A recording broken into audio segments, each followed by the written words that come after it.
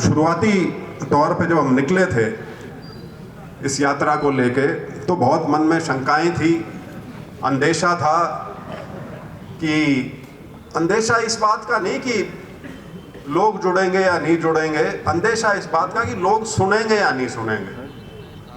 जुड़ाव तो अपने आप हो जाता है, सुनने की बात थी, क्योंकि हरियाणा बहुत राजनीतिक प्रदेश है और जब आसपास कोई राजनीति ना घट रही हो तो कई बार आदमी ये भी सोचता है कि ये फजूले से हो रहे हैं, इलेक्शन हार रहे हैं, काम कोई है नहीं, तो सोच रहे हैं किसी तरह से। वो किसी पत्रकार ने पूछा था, जी आप अपना क्या वजूद ढूंढ रहे हो क्या?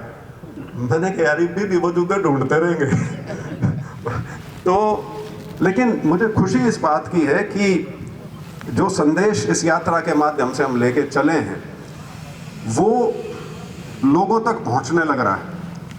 और इस यात्रा का जो मुख्य संदेश करीब करीब वही है जो राहुल गांधी जी की भारत जोड़ो यात्रा का था। दोनों में कोई लंबा चौड़ा उस नाते फर्क नहीं है।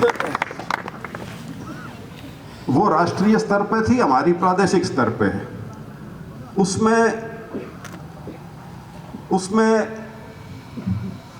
उन्होंने पूरे देश को कन्याकुमारी से और कश्मीर तक यात्रा की थी उन्होंने। हमने भी पूरे प्रदेश की करने का इसमें योजना बनाई।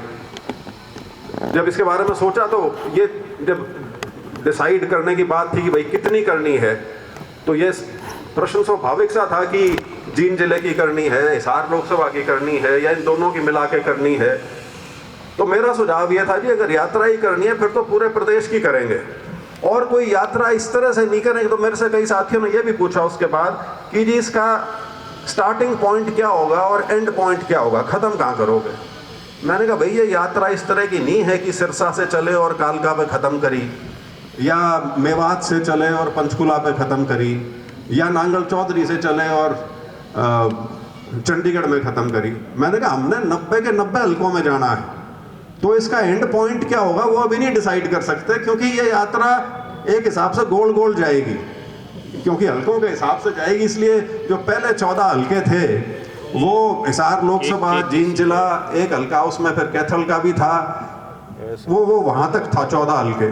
उसके बाद के जो 13 हल्के, जो दूसरा चरण है जो अब चल रहा है, वो नांगल चौधरी से शुरू हुआ था। उसमें 3 हल्के हमने पहले महेंद्रगढ़ के किए और उसके बाद आपका भिवानी जिला पूरा किया, और अब चरखी दादरी बाड्रा होलिया और अब चरखी दादरी में आए हैं। और यहाँ से फिर यात्रा निकल के कलानौर, महम और आगे फिर सोनीपत साइड में निकल जाएगी। तो संदेश बड़ा सीधा, सादा और स्पष्ट है इस यात्रा का। इस यात्रा का उद्देश्य भी वही है, और वो है आपसी भाईचारा, 36 बिरादरी का भाईचारा। मैं माफ़ी चाहूँगा, मैं जब नाम ले दिए थे मैं बाकी सारी सभा को संबोधित करना भूल गया था। उपस्थित बाकी सभी मेरे सम्मानित बुजुर्गों, नौजवान साथियों, मेरी माताओं, बहनों, मेरे को बताया गया था यहाँ जब स्टेज पे कि कमलेश जी बड़ी जुझारू नेत्री हैं, लेकिन जब वो मेरे पास एक वो रिप्रेजेंटेशन लेके आई तो मैंने थोड़ा सा टेस्ट करने के लिए पूछ लिया। मैंने कहा इसमें 2-3 मुख्य बिंदु बताइए, और मुझे खुशी इस बात की है कि उन्होंने तुरंत 2-3 जो सबसे रेलेवेंट पॉइंट थे, ये जो 4 लेबर कोड आए हैं उसके बारे में, वो तुरंत उन्होंने बताए। मेरे को तभी समझ में आ गया कि उन्होंने ख्याति प्राप्त की है वो ठीक प्राप्त कर रखी है, वो ऐसे ही नहीं है। क्योंकि इस प्रकार के जो लोग होते हैं जिनको अपनी चीज़ अपनी उंगलियों पे पता हो, उनसे फिर जहाँ वो जाते हैं, जब उनसे वाद विवाद या चर्चा हो तो अगला आदमी कमज़ोर पड़ जाता है, क्योंकि उसके पास जवाब नहीं होते देने के लिए। तो कहाँ था मैं? चरखी दादरी में था। हाँ, मीडिया के बंधु साथी, ये देखो मीडिया वाले बोले ना, ये राजू मान भी सारी तैयारी करता है, बहुत अच्छी कवरेज मिली दोनों दिन बाद की हमको। मेरे पिताजी भी कह रहे थे, जो बोलते हैं कि ये फर्क है हमारे आड़ा मैन की कितनी सुथरी सुथरी खबर लग रही है वहाँ से। और उनके टाइटल और फोटो भी अच्छे होते थे, हाँ, बड़ी बड़ी भी।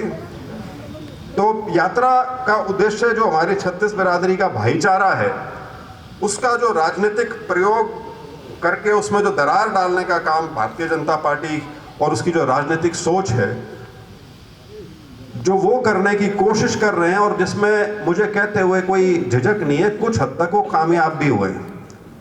कम से कम राजनीतिक तौर पर इस हद तक कामयाब तो हुए हैं कि उस नाते वोट ले गए, और एक बार नहीं 2 बार ले गए, 2019 में और 2024 में। 2014 को मैं उसमें नहीं गिनता, 2014 एक अलग तरह का चुनाव था, अलग तरह की उसमें हवा थी, अलग तरह का माहौल था, लेकिन उसके बाद से ही उन्होंने अपना खेल खेलना शुरू कर दिया था।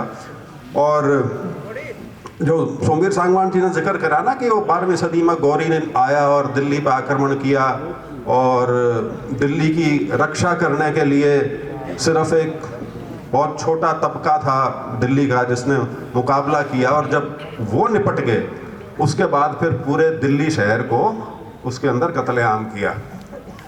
ये बिल्कुल वही है जो मेरे को बहुत पसंद है, वो जो आदमी ने कहा था, वो जर्मनी का फिलोसफर है नीमोलर नाम का आदमी।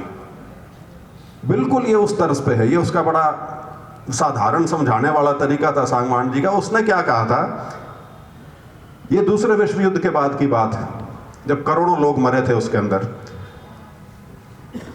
तो उसने कहा कि ये जो फाशिस्ट हैं, ये जो हिटलर वाले थे, हिटलर और मुसोलिनी के जो लोग थे, कहता है फाशिस्ट सबसे पहले कम्युनिस्टों के पीछे आए, मैं चुप रहा क्योंकि मैं कम्युनिस्ट नहीं था। कहता फिर ये ट्रेड यूनियंस के पीछे आए, कहता मैं तब भी चुप रहा क्योंकि मैं ट्रेड यूनियन में भी नहीं था। कहता फिर ये यहूदियों के पीछे आए, कहता मैं तब भी चुप रहा क्योंकि मैं यहूदी भी नहीं था। और कहता फिर ये मेरे पीछे आए, और जब मैंने पीछे मुड़ के देखा तो मेरे पीछे कोई नहीं खड़ा था। तो बात वही है, सबका नंबर आएगा। आपको मैं समझाता हूं जिनको अगर ना पता हो तो, जो इनकी मूल किताब है संघ की, उसके अंदर स्पष्ट तौर पे इन्होंने 3 श्रेणियों के लोगों को, दुश्मन कह लो या संदिग्ध कह लो, उनकी श्रेणी में डाला हुआ है। एक तो मुसलमान, क्यों कि ये अपनी जो सारी प्रेरणा है ये मक्का मदीना से लेते हैं। उसके साथ अब ये भी जोड़ दिया कि सारे बाहर से आए हुए हैं। बाहर से तो सिर्फ विचार आया था, धर्म आया था, लेकिन जो मुसलमान बड़े थे वो तो यहीं के थे सारे के सारे, लेकिन उनको भी बाहर की श्रेणी में डाल दिया। दूसरी कैटेगरी ईसाई, क्रिश्चियन, कि ये भी बाहर से आए थे। ईसाई धर्म बाहर से आया था लेकिन लोग तो यहीं के थे। और तीसरा कम्युनिस्ट, मेरे ख्याल से मान साहब भी रहे हैं उनमें, हैं? तीसरे कम्युनिस्ट किस लिए कि ये सारी की सारी प्रेरणा और अपनी जो भी आइडियोलॉजी है ये या तो मॉस्को से लेते हैं या ये चीन से लेते हैं। भाई जो विचार जहाँ पे पैदा हुआ है उसके बाद वो फैलेगा तो उसमें कोई बंदिश थोड़ी है, वो बाउंड्री के अंदर थोड़ी है कि इस सरहद के अंदर वो रहेगा, उसके बाहर नहीं जाएगा। तो ये 3 तो ओरिजिनल थे। लेकिन अब आप देखेंगे अब निशाने पे कौन कौन है। तो अल्पसंख्यक तो होली है ओरिजिनल उसमें। अब किसान निशाने पे, किसानों ने थोड़ी बहादुरी दिखा दी, मजबूती से खड़े रहे, वो 3 कानून तो वापस हो गए। लेकिन वो वापस होते ही क्या आया, अग्निवीर। वो अग्निवीर सीधा सीधा उन लोगों को हिट करता है जो किसानी से जुड़े हुए हैं, क्योंकि किसानों के बच्चे ही हैं आमतौर पर जो फौज में जाते हैं। शहर वाले अफसर तो बने हैं लेकिन जवान की श्रेणी में कोई नहीं शहर वाला जाता, वो सारा किसान वर्ग से ही आता है। और उसके बाद नंबर लगाया फौज का। 4 साल की नौकरी फौज की, और उसको आप राष्ट्रवाद का जामा पहनाना चाहो और कहो कि ये देश हित में और देश सेवा के लिए है, ये हमारे युवाओं के साथ मजाक है, उससे ज्यादा कुछ नहीं। और तीसरा, और अब जो चल रहा है फिलहाल, अब नंबर आया हुआ है शेड्यूल कास्ट का, और पूरी तसल्ली से आया हुआ है। हरियाणा में भी इनको गलतफहमी होगी थी कि हमारे भले की बात कर रहे हैं, क्योंकि इनका तो वही है, हर चीज के अंदर कोई ऐसी तार पकड़नी है जिससे उनको तोड़ा जा सके। तो पिछले चुनाव में वोट के हिसाब से तो करके खेल एक वो, लेकिन 1-1.5 महीने में पीछे 3 घटनाएं होगी। जो चीफ जस्टिस थे 3 दिन पहले 4 दिन पहले तक, justice Gavai chief justice of India, उनके ऊपर जूता फेंका उनकी भरी अदालत में। जिसने जूता फेंका आज तक कार्रवाई नहीं हुई। वो तो जब वो चीफ जस्टिस रहते नहीं हुई तो अब तो होनी क्या थी। और ये हिमाकत सिर्फ इसलिए की जा सकी क्योंकि वो शेड्यूल कास्ट वर्ग से थे, और कोई कार्रवाई क्यों नहीं हुई ये भी उसका भी कारण यही। दूसरी घटना बरेली में एक आदमी को, वाल्मीकियों का बच्चा था, पीट पीट के मार दिया सिर्फ इसलिए कि वो राहुल गांधी की जय बोल रहा था और वो किसी और की बुलवाना चाहते थे, और उसको वीडियो में लाइव उसको पीट पीट के मारा गया। और तीसरा किस्सा हमारे हरियाणा में हुआ आईजी पूर्ण कुमार का, जिसने अपने आप को गोली मारी। तो ये सारी चीजें मैंने इसका जिक्र इसलिए किया कि ये आप इसको देख सकते हैं। वो जो गोरी वाला जो उदाहरण है कि जो कुछ लड़ने वाले थे जब वो निपट गए, बाकी जो सोच रहे थे हमारे ऊपर क्या आएगा, हम तो सादे नागरिक हैं, पर उसके बाद उनका नंबर लगा था। उसके बाद मैंने आपको जर्मनी का उदाहरण दिया कि उनका नंबर लगा था।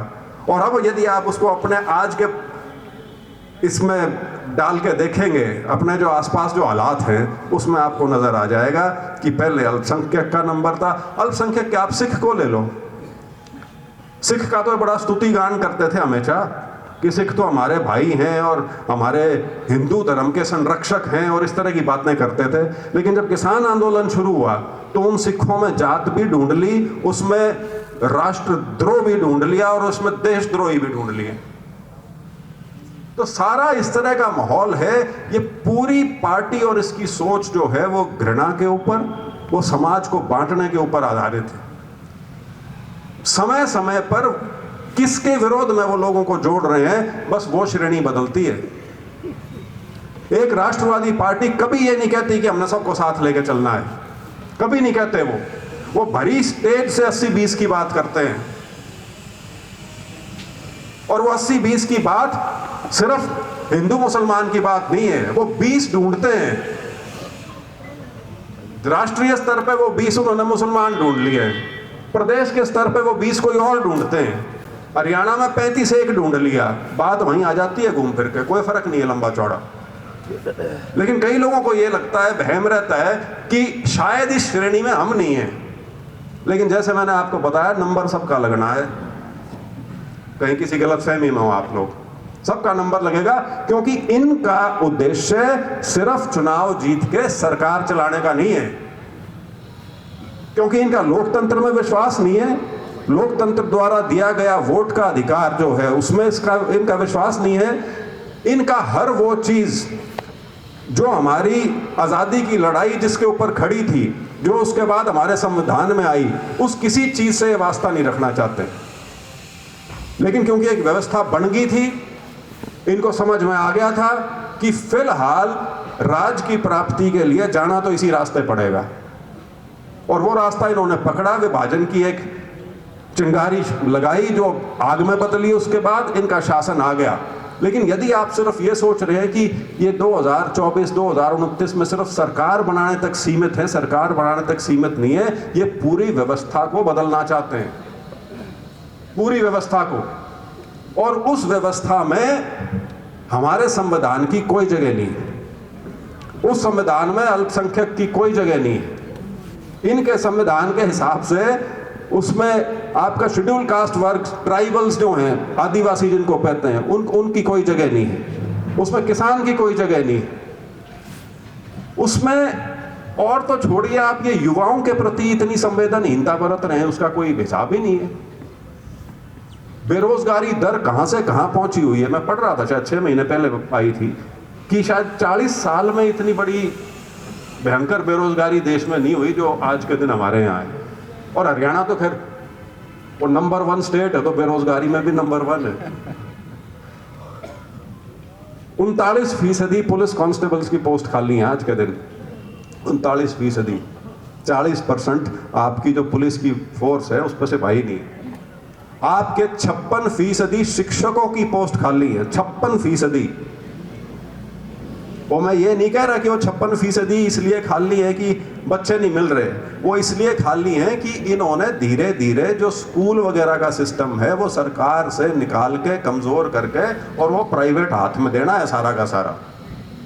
ये इसलिए खाली छोड़े जा रहे हैं और स्कूल बंद किए जा रहे हैं इस चीज़ के साथ कि स्कूलों में हाजिरी नहीं है, बच्चे नहीं है, इसलिए स्कूल बंद कर दो। 46.5% सरकारी स्कूलों में प्रिंसिपल नहीं है हरियाणा में। तो ये स्थिति है, लेकिन मैं इनको दोष नहीं देता। इनको वोट इन चीज़ों की मिली नहीं हुई, वोट तो किसी और चीज़ की मिल रही है। वो मिल रही है या चोरी कर रखी है, क्योंकि चोरी को आप सिर्फ एक टेक्निकल हिसाब से मत देखिए। वो जो दूसरे हिसाब की चोरी है वो भी चोरी है, जो समाज को तोड़ के वोट हासिल करने का एक सारा प्रपंच रचते हैं, वो भी चोरी है, वो ज्यादा भयंकर चोरी है। तो ये सारी चीजें लेकर हम चले थे और इसमें हमारा ये मानना है कि सबसे अहम भूमिका जो निभानी है वो कांग्रेस पार्टी को निभानी है, चाहे देश की बात हो या प्रदेश की बात हो। राहुल गांधी इकलौता व्यक्ति है इस देश के अंदर, इकलौता बड़ा नेता जिसने इनके साथ कभी भी किसी समय किसी प्रकार का समझौता नहीं किया। 53 घंटे की ईडी की इंक्वायरी हुई है उसकी, 53 घंटे की, और तैयार है आदमी। उससे पूछा जी आपको जेल वेल जाने से डर नहीं लगता? करता मेरा परदादा 9.5-10 साल जेल में आके रह रहा है, मैं 2-4 महीने रह लूंगा तो क्या फर्क पड़े। कोई कसर नहीं छोड़ रखी उसके साथ। उसको एमपी के पद से हटाया, उसको उसके सरकारी आवास से निकाला गया, और जिस चीज के ऊपर निकाला गया उसमें जो सबसे अधिक सजा मिल सकती है वो दी ताकि इसका पद लिया जा सके। इसको जुडिशियल किलिंग कहते हैं वैसे, कि कानूनी तौर पे किसी को मारना। तो वो प्रयास किया इन्होंने, सारे प्रयास करके देख लिए, उसको बहुत छोटा व्यक्ति दिखाने की कोशिश की गई। उस व्यक्ति को अंत में यह समझ में आया कि मैं देश पूरा का पूरा देश में से होकर निकलूंगा। और आज के दिन यदि सही मायने में लोगों के बीच में अगर कोई नेतृत्व है या नेता है तो राहुल गांधी का है। ये इलेक्शन वाला जो खेल है ये अभी किसी को समझ में नहीं आ रहा कि हो क्या रहा है। ये सिर्फ सरकारी तौर पर रिश्वत दी गई है, उससे पूरा इलेक्शन जीता गया है, क्योंकि वह भी चोरी है। इलेक्शन कमीशन ने तो कुछ करना नहीं, इलेक्शन कमीशन तो उनके साथ खेलता है, कबड्डी इकट्ठे खेल रहे हैं, दोनों एक ही साइड हो रहे हैं। तो ऐसी परिस्थिति में हम भी इस यात्रा को लेकर निकले हैं। जिक्र किया गया था गांधी जी की यात्रा का और राहुल गांधी जी की यात्रा का। भाई सीधी बात यह है, मैं तो ना एमपी ना एमएलए ना मैं संगठन में कि मैं तो अपना झंडा उठा के चला था कांग्रेस का। ये तो शुक्र है कांग्रेस के नेताओं का और कांग्रेस के कार्यकर्ताओं का, जिन्होंने हमें सच्चा कांग्रेसी ढूंढा और हमारे साथ हो गए। और मैं आभारी हूँ, मेरे साथ ये जो 125-150 लोग हैं जो निरंतर 5 अक्टूबर से साथ चल रहे हैं। मेरे को बहुत खुशी है इस बात की कि एक ऐसा गठ है हमारे पास जो घर वगैरह छोड़ के, मेरे को पता है कि इनके घर में बहुत इनको उल्टी सीधी कही जाती होगी। हो नहीं कहता, ऐसी कौन सी बीवी होगी जिसका पति बाहर रहा 6 महीने रहा, कुछ कहे नहीं। बालक भी कहते होंगे तना अच्छा काम तो है ना, तू खेत में जाता ना क्या है मैं तो। लेकिन उसके बावजूद, और आजकल तो शादियां, ये शादियां मिस करना तो और भी कसुता काम है, लेकिन उसके बावजूद ये बिल्कुल निस्वार्थ भाव से हमारे साथ लगे हुए हैं। इनका मैं विशेष तौर पे आभारी हूँ। और मैं आज थोड़ा लंबा इसलिए बोल रहा था क्योंकि चौधरी साहब नहीं, तो मैंने सोचा उनकी कसर थोड़ी सी मैं पूरी कर दूँ। 2 मिनट में आ गया, फोन दिखाइए, फिर आधा घंटा और वाट देखनी पड़ेगी ना। है? नहीं, लेकिन मैं और नहीं बोल सकता, मेरी होली कैपेसिटी। एक शब्द है, मैं आपको जानकारी के लिए बताऊं, फिलीबस्टर बोलते हैं उसको, अंग्रेजी का शब्द है। फिलीबस्टर होता है पार्लियामेंट्री प्रक्रिया जो है ना, उसके अंदर जब आपको सिर्फ इसलिए बोलना होता है कि अपना समय काटना है। कई बार क्या होता है, सेशन जब खत्म होना होना रात को 12 बजे या जैसे भी, तो यदि कोई बिल या कानून बनाने की प्रक्रिया चल रही हो और वो 12 बजे आप टपा दो, तो फिर वो बिल गिर जाता है, उसके बाद वो अगले सेशन में दोबारा नया आता है। तो अमेरिका की पार्लियामेंट का एक रिकॉर्ड है, एक एमपी 27 घंटे बोला था, 27 घंटे लगातार, बीच में पानी पिया करता, रोटी राटी खाने का ब्रेक नहीं होता उसमें, 27 घंटे वो बोला था। तो वो फिलिबस्टरिंग का वो दुनिया का रिकॉर्ड है 27 घंटे का। तो मैं उसमें नहीं पढ़ना चाहता। मैं आप सभी का, चरखी दादरी के सभी मेरे सम्मानित नेताओं का, कार्यकर्ताओं का, सभी बुजुर्गों का, नौजवान साथियों का मैं आभारी हूं, धन्यवाद करता हूं।